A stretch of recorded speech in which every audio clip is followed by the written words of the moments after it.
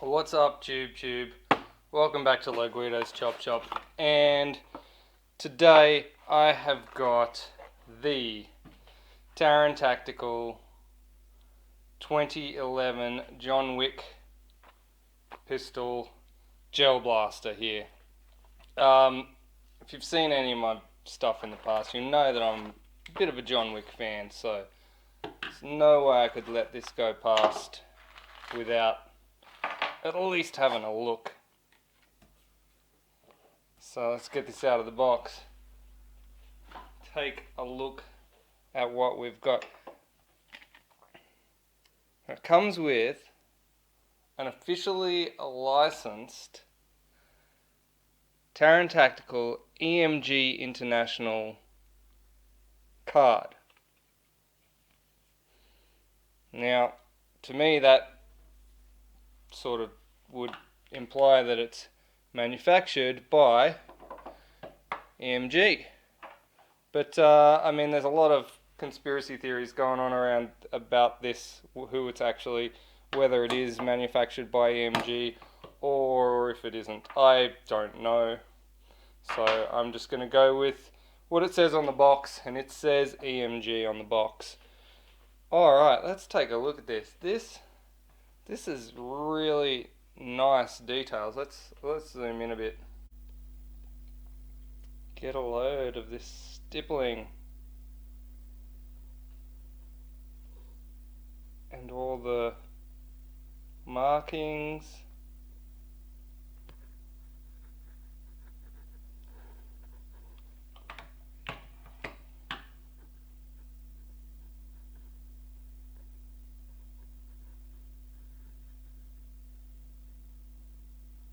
Very nice, very nice. In terms of how it looks amazing. It feels nice. This slide is metal. It's got a nice crisp action to it. The magazine is metal.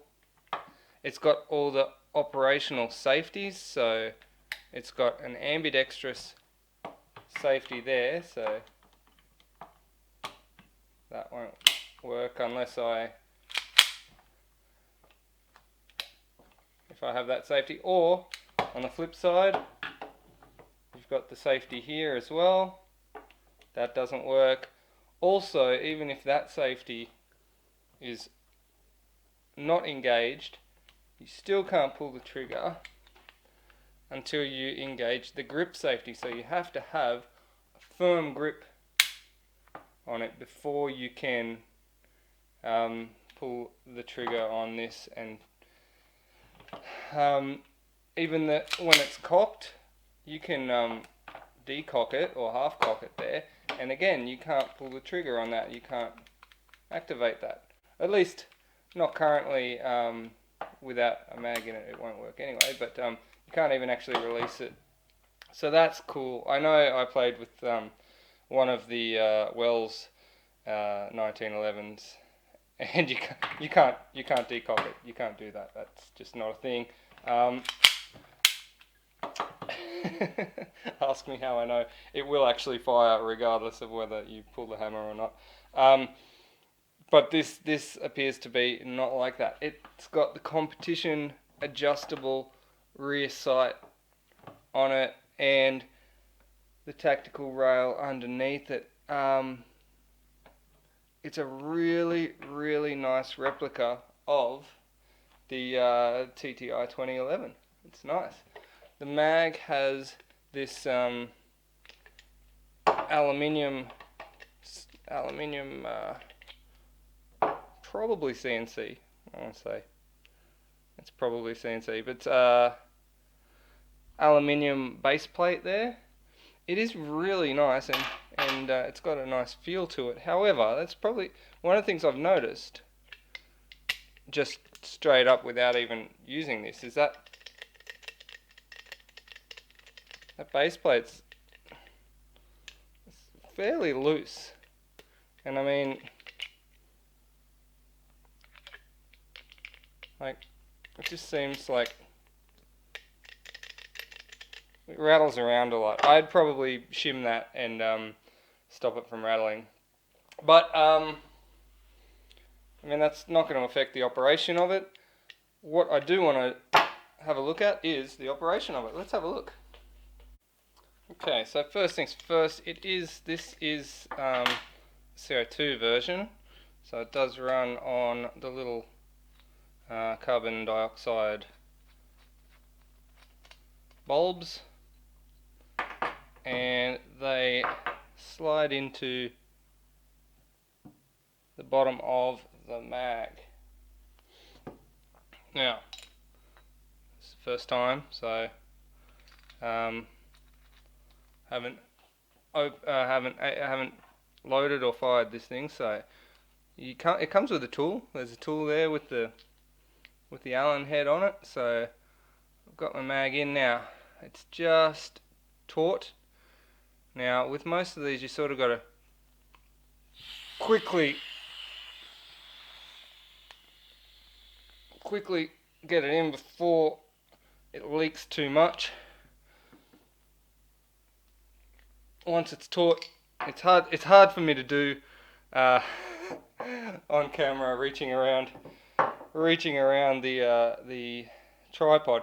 But generally speaking, with these, you tighten them in until it's taut, and then you've got to really sort of quickly get that last piercing action in, so that you can seal up in the top of the mag without losing too much gas. You probably heard I lost a little bit of gas there when I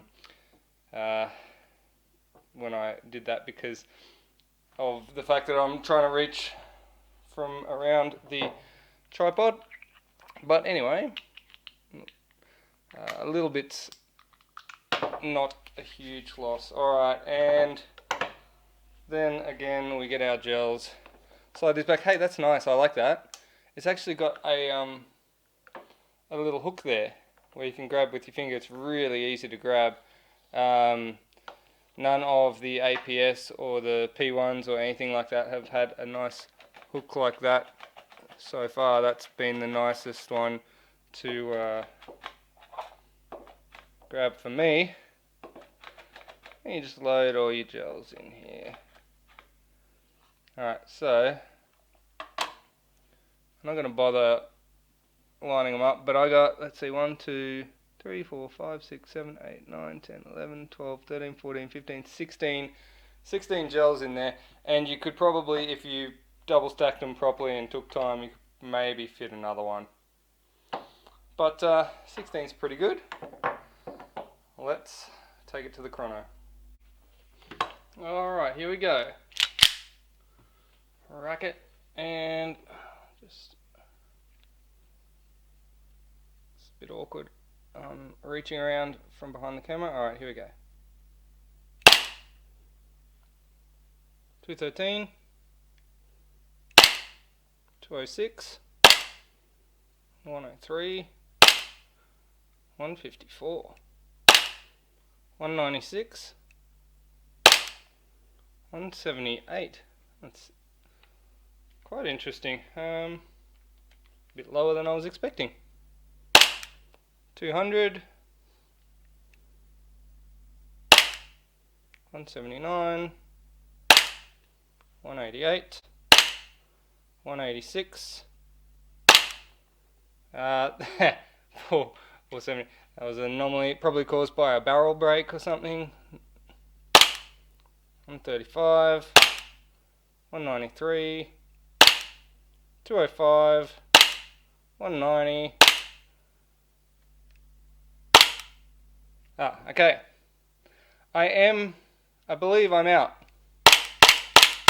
Now, interestingly enough, the slide isn't locking back like it's supposed to.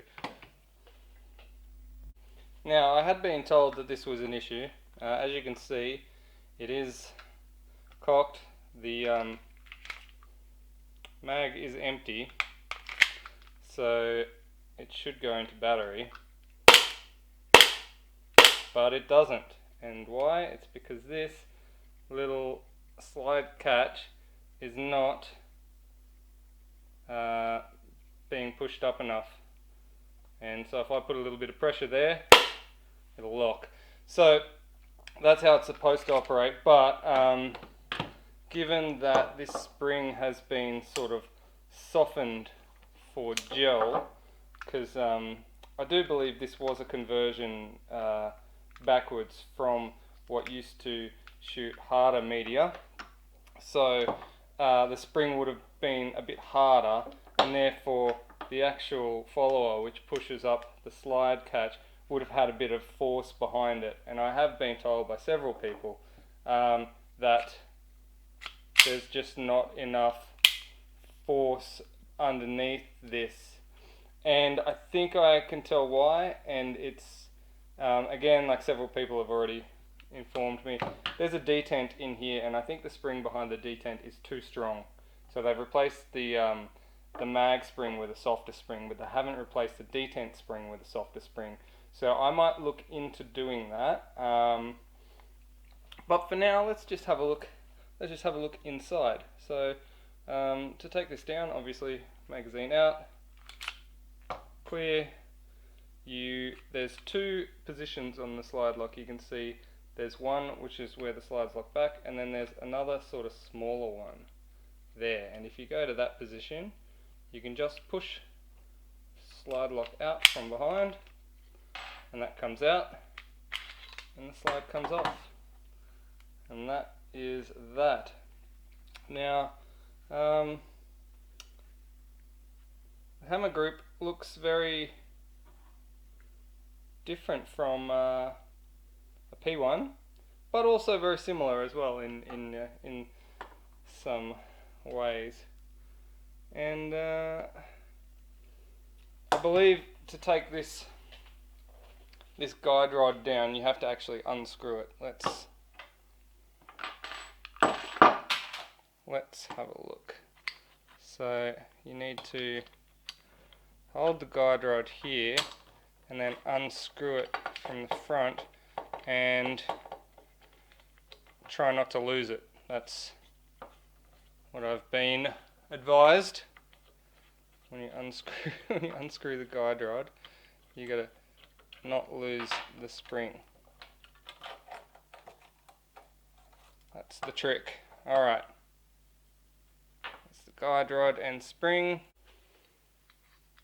Now the inner and outer barrel will come out, but you need to remove this guide rod sleeve, and then the inner and outer barrel can come out. Alright, so these should be able to slide forward now. Alright, so there's your inner and outer.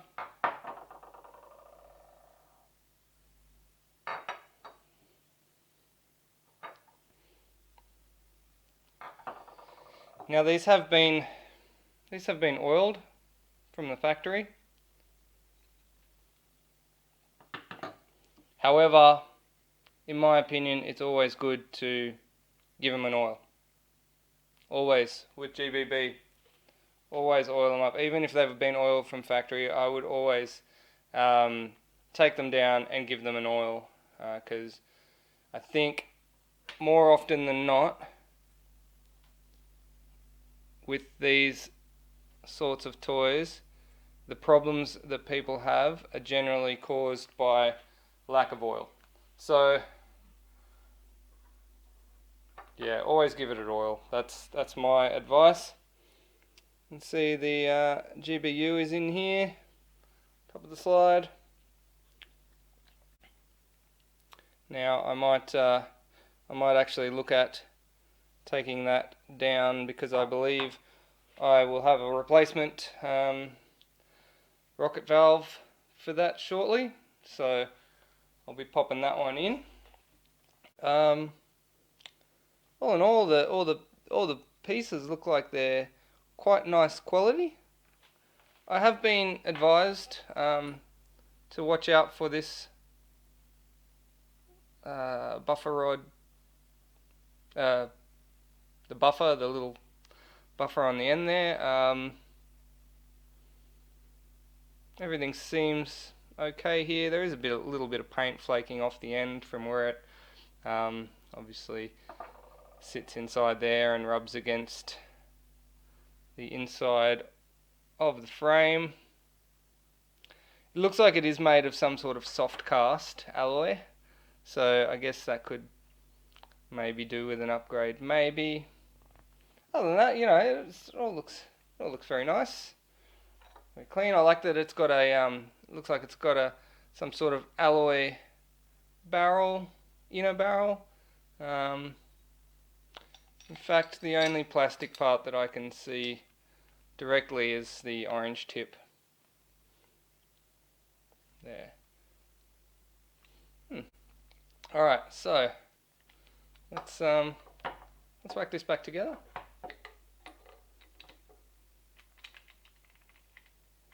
And we'll have another look. I'm not gonna do too much. I mean, that's about as far as I'm going to tear this down. I'm not going to do the full BOLBR experience because I'm still pretty new to all this stuff, and while I've seen a lot of the P1s and the Glock style stuff, I have not seen a 2011 ever before. This is my first teardown, so I'm far from being an expert in these things. So I won't do the full teardown yet, at least not until I'm a little bit more familiar with where all the parts go and everything. But I will pop it back together for you and show you how that goes. So screw the end of your buffer rod on. Make sure it seats nicely in there.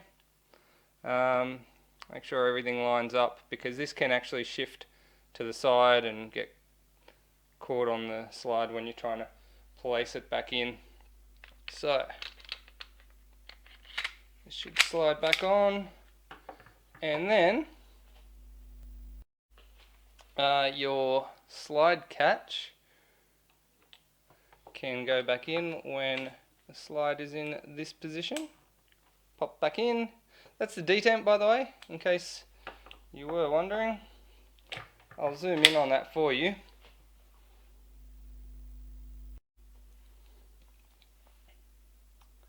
This little part just in here, that's the detent. And